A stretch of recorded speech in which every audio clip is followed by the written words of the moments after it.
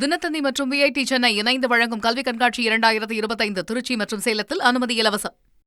தமிழக வெற்றிக் கழகத்தின் முதல் பொதுக்குழு கூட்டத்திற்கான இறுதிக்கட்ட ஏற்பாடுகள் மும்முரம் அடைந்துள்ளது.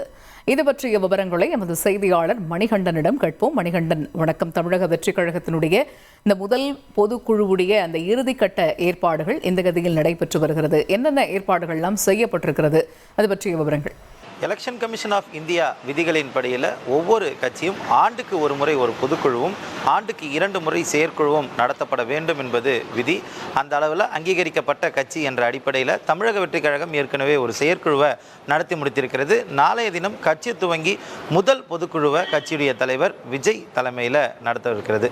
அதற்கான இறுதிக்கட்ட ஏற்பாடுகள் இங்கே திருவான்மியூரில் இருக்கக்கூடிய தனியார் திருமண மண்டப வளாகத்தில் மும்முரமாக நடைபெற்று வருகிறது. கிட்டத்தட்ட 110 மீட்டர் அளவுக்கான மேடை இறுதிக்கட்ட பணிகள் செய்யப்பட்டு வருகிறது. அது மட்டுமல்லாமல் 2000க்கும் மேற்பட்ட நிர்வாகிகள், அதாவது செயற்குழு உறுப்பினர்கள், பொதுக்குழு உறுப்பினர்கள், மாவட்ட செயலாளர்கள் என அவர்கள் அமர்வதற்கான இருக்கைகள் போடும் பணிகளும் நடைபெற்று வருகிறது. இன்று நள்ளிரவில் அவர்களுக்கான உணவுகள் தயாரிக்கும் பணிகள் துவங்கும் எனவும் தெரிவிக்கப்பட்டிருக்கிறது. முக்கியமாக இந்த பொதுக்குழுவுக்கான அழைப்பு ஏற்கனவே முன்குறிப்பிட்ட விதியின்படி 14 நாட்களுக்கு முன்பாகவே அனைத்து மாவட்ட செயலாளர்கள் உட்பட்ட பொதுக்குழு செயற்குழு உறுப்பினர்களுக்கு அனுப்பி வைக்கப்பட்டிருக்கிறது.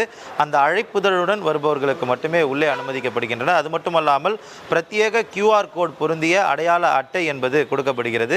அந்த QR கோடினுடைய அடையாள அட்டை என்பது ஏற்கனவே மாவட்ட செயலாளர்கள் மூலமாக அந்தந்த மாவட்டங்களில் இருக்கக்கூடிய செயற்குழு பொதுக்குழு உறுப்பினர்களுக்கு கொண்டு சேர்க்கப்பட்டிருக்கிறது. நாளை காலை 7 மணி முதல் நிர்வாகிகள் உள்ளே அனுமதிக்கப்படுவார்கள் என தெரிவிக்கப்பட்டிருக்கிறது. சரியாக 9 மணிக்கு துவங்கக்கூடிய இந்த தமிழக வெற்றிக் கழகத்துடைய முதல் பொதுக்குழு கூட்டம் என்பது நண்பகல் வரை செல்வதற்கான வாய்ப்புகள் இருப்பதாக தெரிவிக்கப்படுகிறது.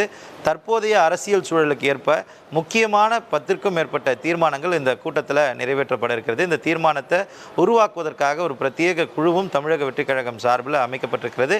எப்படி தமிழக வெற்றிக் கழகத்துடைய முதல் பொதுக்குழு நடத்துவதற்கு விழா ஏற்பாட்டு குழு என்ற குழுக்கள் அமைக்கப்பட்டதோ அதே போல் இந்த பொதுக்குழுவில் நிறைவேற்றப்படக்கூடிய தீர்மானங்களை ஏற்பாடு செய்வதற்கான குழுவும் அமைக்கப்பட்டிருக்கிறது.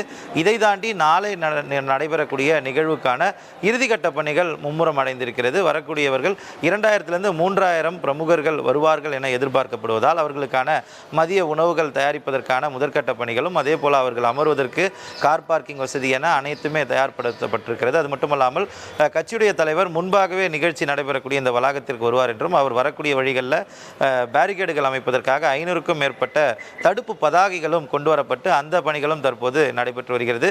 காலை 9 மணிக்கு துவங்கக்கூடிய இந்த நிகழ்வில் கிட்டத்தட்ட 30 நிமிடம் வரையில் கட்சியுடைய தலைவர் அண்மை அரசியல் குறித்து, தற்போதைய அரசியல் குறித்து பல்வேறு முக்கிய கருத்துக்களை நிர்வாகிகளிடையே பேச இருப்பதாகவும் தெரிவித்திருக்கிறார். இந்த அடிப்படையில் இறுதிக்கட்ட பணிகள் பொதுச் செயலாளர் மற்றும் தேர்தல் மேலாண்மை துணை பொதுச் செயலாளர் மத்தியில் அவர்களுடைய தலைமையில் இந்த ஏற்பாடுகள் என்பது செய்யப்பட்டு வருகிறது. கள விவரங்களை விரிவாக விவரித்தமைக்கு நன்றி மணிகண்டன். தினத்தந்தி மற்றும் விஐடி சென்னை இணைந்து வழங்கும் கல்வி கண்காட்சி 2025 திருச்சி மற்றும் சேலத்தில் அனுமதி இலவசம்.